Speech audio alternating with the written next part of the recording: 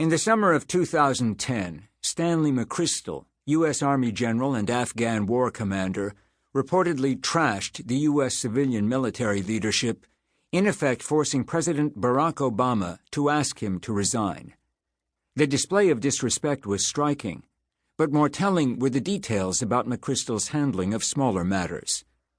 According to one story, McChrystal was once apprised by his chief of staff that he was obliged to attend a dinner in Paris with NATO allies, if not to shore up flagging support for the war, then simply because, as the chief of staff put it, "The dinner comes with the position, sir."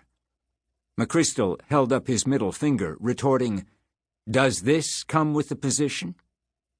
For brazen disregard, General McChrystal pales in comparison to another general, Douglas MacArthur.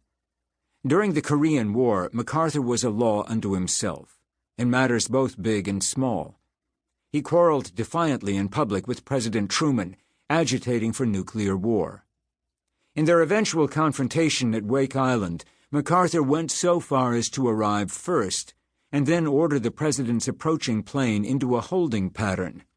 MacArthur's commander-in-chief would thus arrive on the landing strip, appearing to be MacArthur's supplicant.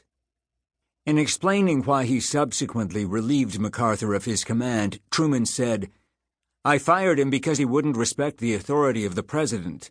I didn't fire him because he was a dumb son of a bitch, although he was, but that's not against the law for generals." Truman was arguably pulling his punches. He could easily have called MacArthur an asshole. That would not be an exotic charge. Assholes abound in history and public life. Aside from runaway generals, we might think of such contemporary figures as former Italian President Silvio Berlusconi, Venezuelan President Hugo Chavez, or Iranian President Mahmoud Ahmadinejad. We might think of the self-important developer-entertainer Donald Trump, the harsh pop music critic Simon Cowell, or the narcissist actor Mel Gibson. Assholes are found daily on cable news, where hosts repeatedly interrupt their guests, and also on talk radio, where airtime is given to commentators who thrive on falsehood and invective.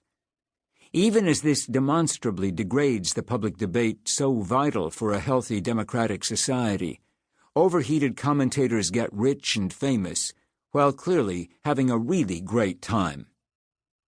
All of this poses a larger philosophical question. What is it for someone to be an asshole? The answer is not obvious, despite the fact that we are often personally stuck dealing with people for whom there is no better name. Assholes can be found not simply in history and high public office, but almost anywhere, at work, in our chosen club, sport, school, religious group, or circle of friends, and even, for the truly unlucky, in the home or immediate family.